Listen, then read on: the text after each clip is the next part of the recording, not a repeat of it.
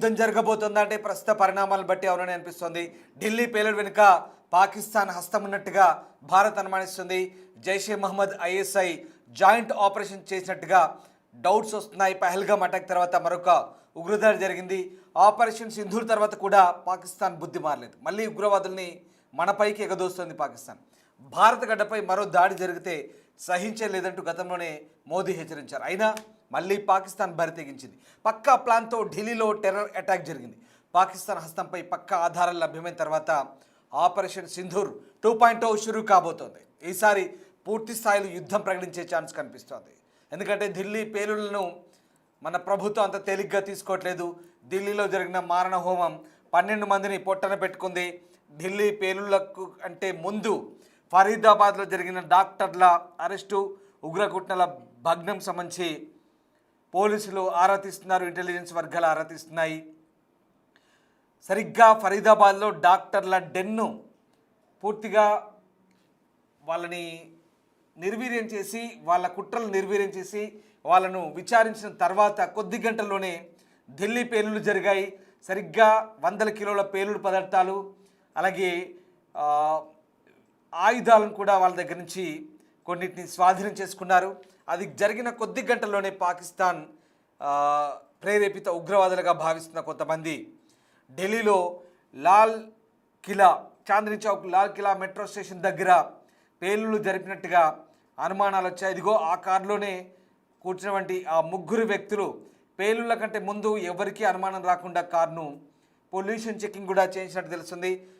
ఇలా చాలా సీసీటీవీ ఫుటేజ్లు అయితే విడుదలవుతున్నాయి. పేలుడుకు ముందు కారులో డాక్టర్ ఉమర్ ఉన్నటువంటి ఆ సీసీటీవీ దృశ్యాలు ప్రస్తుతం మనం చూస్తూ ఉన్నాం.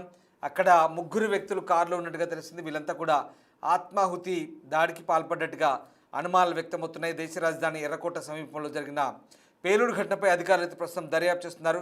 ప్రస్తుతం ఈ దర్యాప్తు సంబంధించి జాతీయ దర్యాప్తు సంస్థ నేషనల్ ఇన్వెస్టిగేషన్ ఏజెన్సీ NIA దర్యాప్తు స్వీకరించింది. ఇక ఈ పేలుడు కారణమైన కారుకు సంబంధించిన కొన్ని సీసీటీవీ దృశ్యాలు వెలుగులోకి వచ్చాయి. హర్యానాలోని ఫరీదాబాద్ నుంచి ఎర్రకోట వరకు I-20 కారు జర్నీని అధికారులు ట్రేస్ అవుట్ చేశారు. ఈ క్రమంలో బదర్పూర్ టోల్ ప్లాజా దగ్గర, అదిగో మీరు చూస్తున్నారు బాక్స్లో దృశ్యం, అది బదర్పూర్ టోల్ ప్లాజా దగ్గర ఒక సీసీటీవీ ఫుటేజ్ లభ్యమైంది. అందులో నిందితుడు ముఖానికి మాస్క్ ధరించున్నాడు. అప్పుడు సమయం ఉదయం 8:13 అవుతుంది. అతను టోల్ ప్లాజా సిబ్బంది నుంచి రసీదు అందుకున్నట్లుగా కనిపిస్తోంది. ఆ ప్రాంతం హర్యానా ఢిల్లీ సరిహద్దుల్లో ఉంది.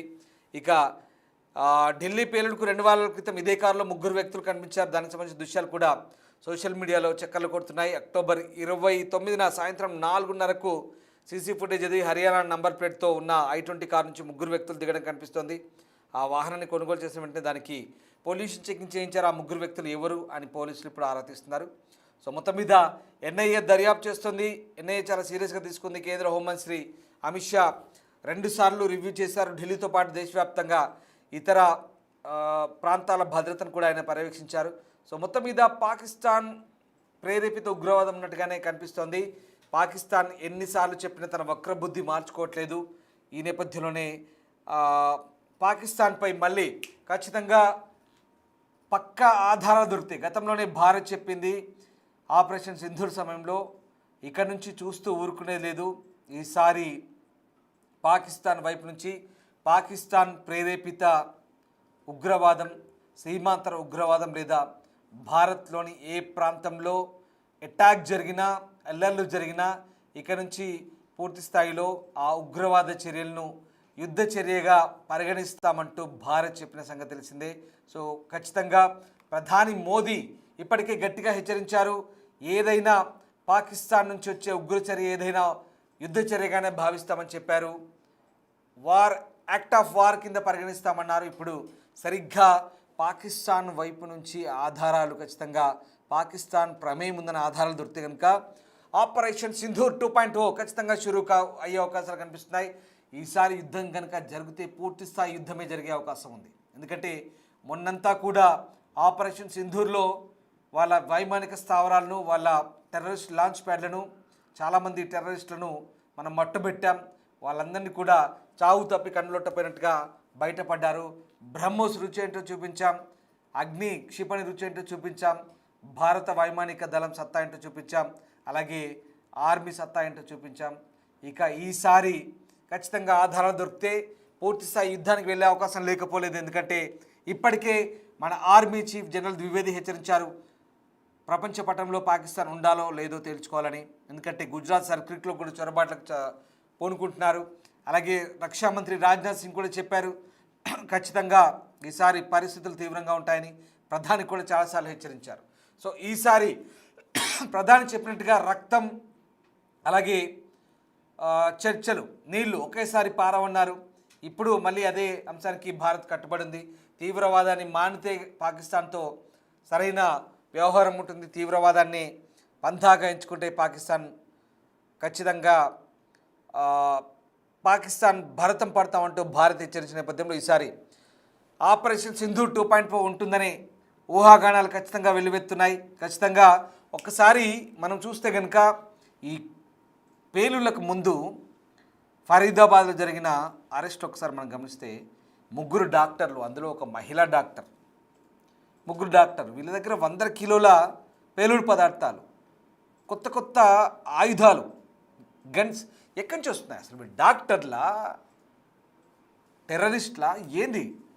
డాక్టర్లు ఇలా ఉంటారా? ఎక్కడైనా దేశంలో ఏ దేశంలో డాక్టర్లు టెర్రరిస్ట్గా ఉంటారా? డాక్టర్ కమ్ టెర్రరిస్ట్ అనాలా, టెర్రర్ కమ్ డాక్టర్ అనాలా? వీళ్ళని ఏమన్నారు అసలు? ఇంత దారుణంగా డాక్టర్ ముసుగులో, వైద్య ముసుగులో, పవిత్రమైన వైద్య వృత్తి ముసుగులో దేశద్రోహానికి పాల్పడుతూ టెర్రరిస్టులకు వంత పాడుతూ వీళ్ళు టెర్రరిస్టులే. ఈ పేరుల కారకులు వీళ్ళే కదా. ఎక్కడో పాకిస్తాన్ నుంచి చొరబడి ఇక్కడ ఏదో పేలుళ్లకో కుట్రలకో చేయాల్సిన అవసరం లేదు. వాళ్ళు వేసే చిల్లరకు, వాళ్ళు వేసే గడ్డిని మేస్తూ తింటూ ఈ కుక్కలు మన దేశంలో ఉండి మన దేశానికి ద్రోహం చేసిన ఈ కుక్కలు దేశానికి ద్రోహం చేస్తూ, రాజద్రోహం చేస్తూ దేశాన్ని ఇబ్బందుల పాల్చేసే ఈ పనికి మాలిన విధవలు ఉన్నంతకాలం ఇలాగే జరుగుతుంటుంది. కాబట్టి నిఘా వర్గాలు ఖచ్చితంగా అలర్ట్ అవుతున్నాయి. ఇక కశ్మీర్ అలాగే ఫరీదాబాద్లో జరిగిన అరెస్టులు దాదాపు 10 మంది దాకా అరెస్ట్ చేశారు. వాళ్ళు ఇచ్చిన ఇన్పుట్స్ ఆధారంగా పక్కా ఆధారాలు ఇంకా ప్రూవ్ అయితే అంతర్జాతీయ సమాజంలో ఎండగట్టి పాకిస్తాన్పై ఈసారి పూర్తి యుద్ధానికి వెళ్ళే అవకాశం ఉంది. ఒకసారి మీరేమనుకుంటారు? మీ అభిప్రాయం తెలియజేయండి. ఎందుకంటే పదే పదే మనం సంయమనం పాటిస్తుంటే వాళ్లకు మోడిందా అన్నట్టుగా అనిపిస్తోంది. బహుశా ఊరుకున్న కొద్దీ ఇంకా నయ్యం. అసలు ఆడవాళ్ళతో జైషే మహమ్మద్ బెటాలియన్లు తయారు చేస్తుంది, ఆడవాళ్ళను సిగలుపుతోంది. దాంట్లో భాగంగానే ఈ లేడీ డాక్టర్ను మన ఇండియా జైషే మహమ్మద్ లేడీస్ వింగ్కు చీఫ్గా చేస్తున్నారట, ఉమెన్ వింగ్కి. జైషే మహమ్మద్, ఎల్ఈటీ, లష్కర్ ఇ తైబా, అంతేకాదు కొన్ని ఫ్రాక్సీ సంస్థలు ఇవన్నీ కూడా నేపాల్, బంగ్లాదేశ్ వైపు నుంచి ఇండియాలో చొరబడేందుకు ప్రయత్నిస్తున్నాయి. ఎన్ని చేస్తే ఊరుకుంటామా? భారత్ లాంటి దేశాలు చిన్న పిచ్చుక లాంటి పాకిస్తాన్ని పీక పిసికి పక్కన పారేసే రోజులు ఎక్కువ దూరంలో లేవు. ఖచ్చితంగా ఈసారి పూర్తిస్థాయి యుద్ధం ఉంటుంది. మీరేమనుకుంటున్నారు? పాకిస్తాన్కి ఎలాంటి బుద్ధి చెప్పాల్సిన అవసరం ఉంది? మీరేమనుకుంటున్నారు? మీ అభిప్రాయం తెలియజేయండి. సో మొత్తం మీద భారత్ ఉన్నత స్థాయి సమీక్షలు జరుపుతుంది. ప్రధాని మోదీ సమీక్షించారు, హోంమంత్రి అమిత్ షా సమీక్షించారు. ఇప్పటికే ఏం జరుగుతుందో ఎప్పటికప్పుడు ఆరా తీస్తున్నారు. మరోవైపు ఇక ఉగ్ర నీడలు, తీవ్రవాదాన్ని ఉక్కుపాదంతో అణచివేసే రోజులు దగ్గరలో ఉన్నాయి. దీనంతటికీ వెన్నుదట్టి ప్రోత్సహిస్తున్న పాకిస్తాన్ పాలకులపై ఇక పూర్తిస్థాయి యుద్ధానికి సమయం ఎంతో దూరంలో లేదనిపిస్తుంది. మీరేమనుకుంటున్నారు? ఒక్కసారి కామెంట్ చేయండి.